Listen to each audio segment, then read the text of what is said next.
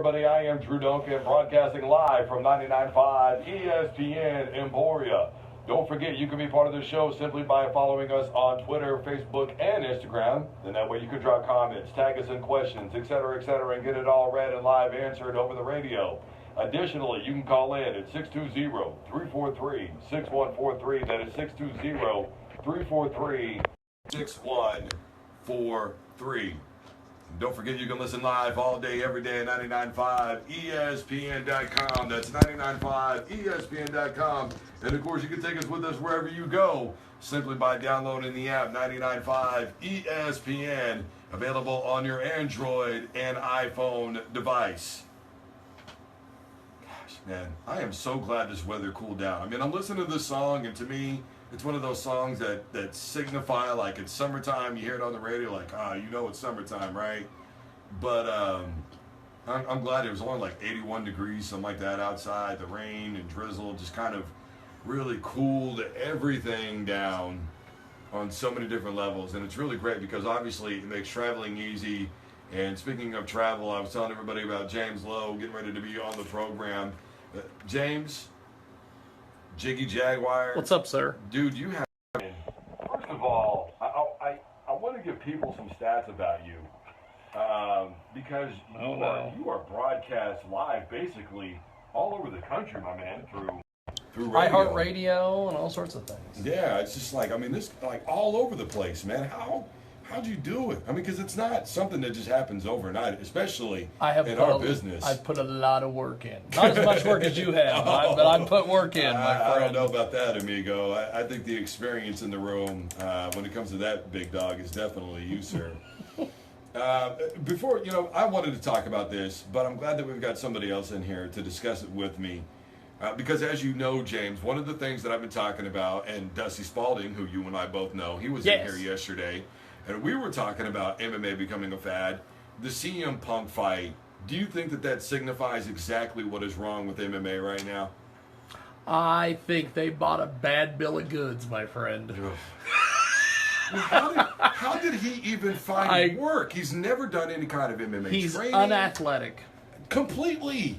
How did he literally get worse? I brought our buddy Michael Nagy with us today, and he's more athletic than CM Punk.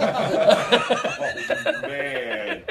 Oh, Here's the thing. Here's the thing. Brutal. When they signed CM Punk, I think they thought they were signing somebody like Brock Lesnar. Right. Who, when Brock Lesnar was in WWE, he was smashing people. Mm-hmm. Got into UFC, he was smashing people. For a while. But they brought in Punk, and he's like, I just want to be a sportsman. Right. They thought he was going to go be best in the world. He was going to do all this craziness. And he's just like, I just want to do my best. Here, let me shake your hand. My name's Phil. Right.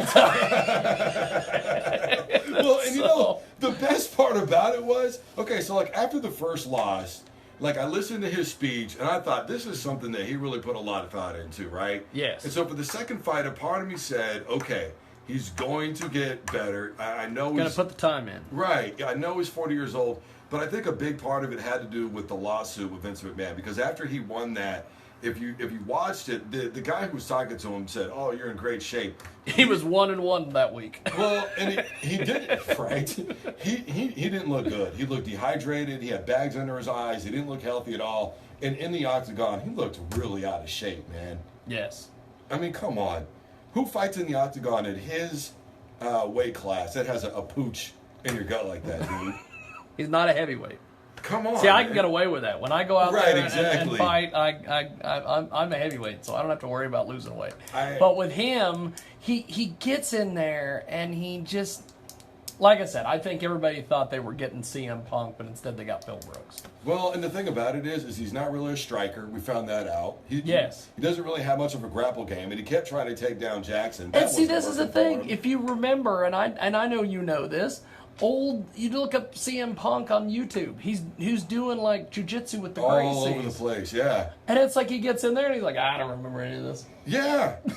And how is it that you learn from the Gracies?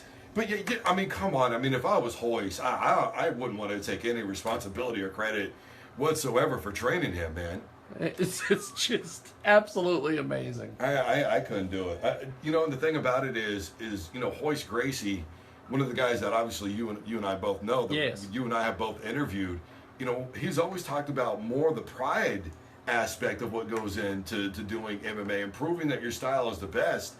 Why do you think they even gave Sells pay-per-views, CM my Punk any man. time, man? Sells pay-per-views. But it wasn't. They thought they were going to get all the wrestling marks to come over and buy the pay-per-view. That's probably true. That's probably true. And they said that I think this last fight that he did, they didn't sell as many pay-per-views as they thought they were going to. Well, no, and the thing about it is he was opener. He was the opener on the main card.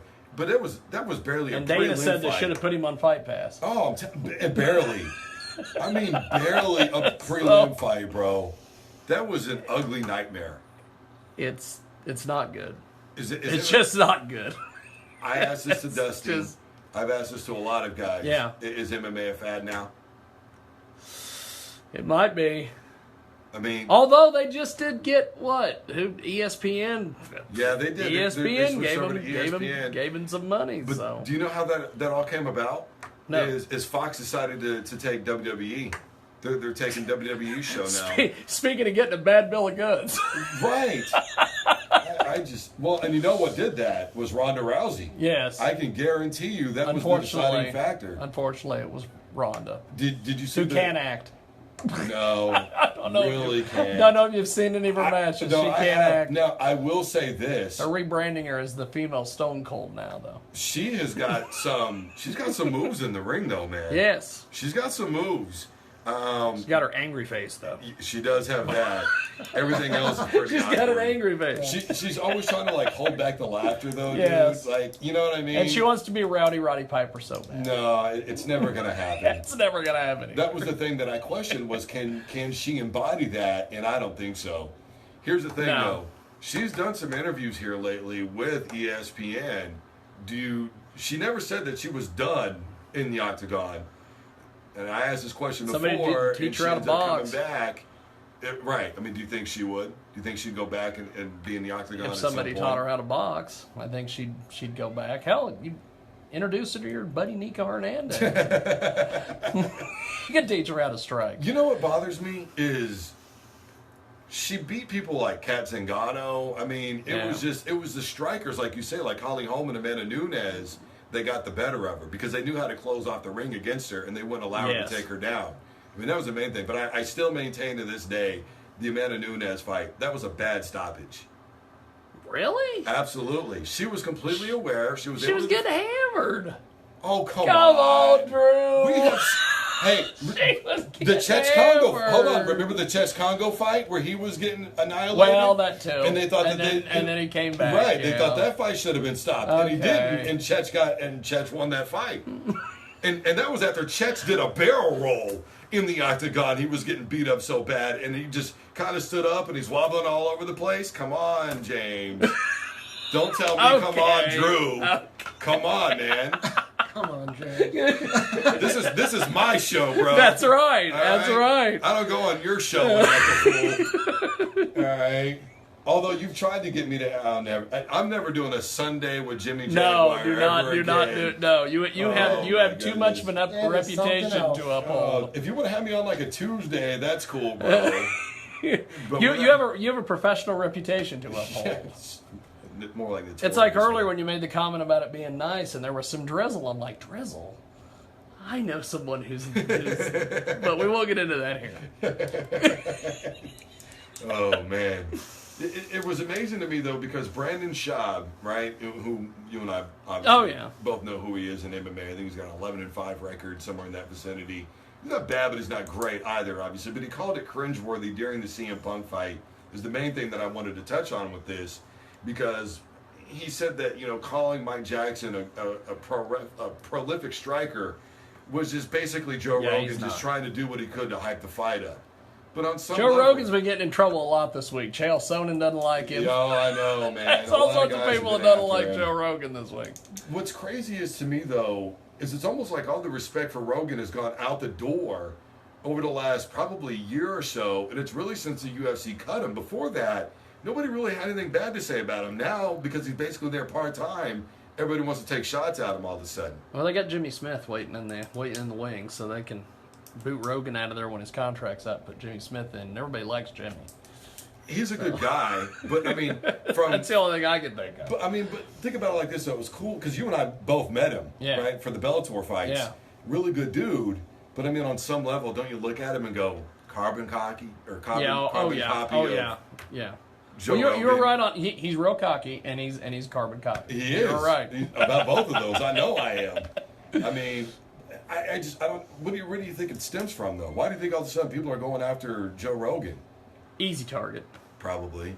I mean, with the podcast and everything he does now, and I mean, honestly, he doesn't even need the UFC anymore because he's making so much money on his own. He's got that studio with like a bow hunting area. I don't know why. Yeah, he's got everything. I mean, I don't know, man. My concern is that because I remember a question that you asked. I think it was Big John. Yes. Okay, and one of the questions. Mr. McCarthy. One of the questions that I think I remember you asking him was like in the 80s when people just got tired of boxing. Yeah. Do you think it's going to be the same with MMA that people are just going to go, there's too many fighters, I can't keep up with this sport anymore? We're going to do this bare knuckle stuff. Have you seen this? I did see one of the fights, man. But see, though, does that tell you that maybe we're people going are hitting too each other far? with bare knuckles. What are we doing? That was a crazy fight, by the way. Man, okay, so do you think that we've gone too far then maybe? Yeah. Because, I mean, obviously... I think we're going to get to the point where we're going to be, what is it, the Romans? Throwing Christians to the lions and stuff, man. Fight to the death. The gladiator days. Yeah, man. I mean, just think about a bare knuckle fight. I mean, there's a lot of people that'll go, this is nothing more than a legalized bar fight. Yes. You know what I mean? How do you expect people to keep respect for combat sports when they see stuff like this? Just put it on the air. See what happens? See what happens. Man, I don't know. You're a sportsman. You'll watch anything that's sports related. Not necessarily. Soccer, but and golf. To reel that back from earlier. Tennis. What else will I not watch? I mean, come on, soccer? I don't know. I'm not a big soccer guy either. I mean, I used to watch soccer if I could watch, what was his name? Ronaldo, or not Ronaldo. Cristiano Ronaldo? I think so. Or maybe it was the guy from Colombia who had the wild hair. That's the only one I remember. You're not talking about him, bro. I don't know anything about soccer. As is burping right now. Are you talking about Beckham? Might be. I don't know. Beckham's somebody. An American dude. Okay, he's American hair. then. They even did a movie, Bend It Like Beckham. Okay, well, see, this is how much I know about soccer. Gosh, dang, man. Even I knew that stuff. Come on, man. This is how much I know about the learning. I'm learning. Gosh, I'm learning at the learning tree of Andrew Duncan. I'm learning about soccer. I'm going to ask you to get it together, amigo. Oh, jeez. Good grief. So we both agree we're not into soccer. No. Okay. I mean, I can't get football. I don't get into football. Well, but my favorite team used to be the Raiders because of Bo Jackson and yeah. Howie Long and all that. Yeah, Bo Jackson was the man. And Howie Long was one of my favorite players too, defensive lineman, man. He was bad. There you go. go. Real bad dude. He terrorized my team, Denver, for a long time. He was good. John Elway. It's the only thing I know about Denver. Yeah, John Elway, man.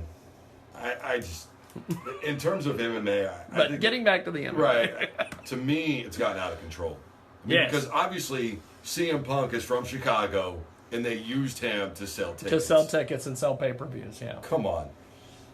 I mean, and then he comes out, and I think they thought he was going to be doing the thing, and it's clobbering time, and he was going to have the music, and he was going to do all the stuff, and he jumped in the ring and got beat up by essentially a journalist. Pretty much. Which means you and I have a really good shot at getting in the UFC now. Well, David White, if you're out there listening, bro, I could drop about 30 pounds and make it happen. As long as you pay me to train full time. Speaking of which, did you see, man, Vader passed away, man? Big Van Vader, pro wrestler. Man, it's time. It's Vader time. Vader time. He was good in WCW, and then he went to WWE, and Vince turned him into a clown, because that's what Vince does. I don't know, man. I thought he did okay in WWE. He's crying on WWE, and they're making him lose his mask, and there's all sorts of... Well, we don't have enough time in a day for me to get on a rant about how much Vince screws things up. He did good enough to buy out the competition, yeah, bro. And there was a lot of copycat stuff. I mean, as much as I love Stone Cold growing up, I mean, they stole the whole monster truck deal from WCW. Hogan, That's right. Hogan had already done it twice. Hogan. Do you know what I mean? Before. The third man. Yeah. As they call it. Yeah, well. Real quick, before we get out of here. Biggest superstar of all time in wrestling history. Ric Flair. Really? Because I love Ric Flair. Well, even though he's he's a drunk. Well, he used to be a drunk. He doesn't like Kansas at all. Period. Oh, I know. Did you see the documentary? See the I go to ESPN some small documentary. town like Wichita, and I hated it. Oh man, I'd be blown out of my mind. But apparently our buddy Michael Nagy doesn't like Kansas City because he's moving back to New Jersey. When you grow up on the shore by New York City and stuff, it's a Whatever. totally different lifestyle. Whatever. Go say hi to your Jersey Shore buddies, all right? What are you going to do? Start spinning records now and do your hair all super wet? And, No. Yeah. That would be awesome. I'm not part of that. He's going to start hitting the gym. I'm part of that crowd, he says. Trying to find the next Snooki to date. No. Good for you, bro. Well, it's been an honor and a privilege you having us on today. Yeah, no problem, man. I appreciate it, James. Everybody, that is James Lowe. How can they find you if they want to? They want to go and go to the website jiggyjaguar.com, JIGGYJAGUAR.com.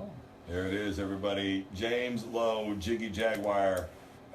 Friend of Drizzle. Not hard to find on Google.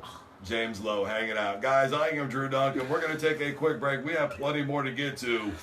Mike Riley, former head coach of the Nebraska Cornhuskers, not even a couple of months removed from just a horrendous time with the Cornhuskers, going to be a pro football coach? We're going to talk about it right after this. Don't you dare touch that dial.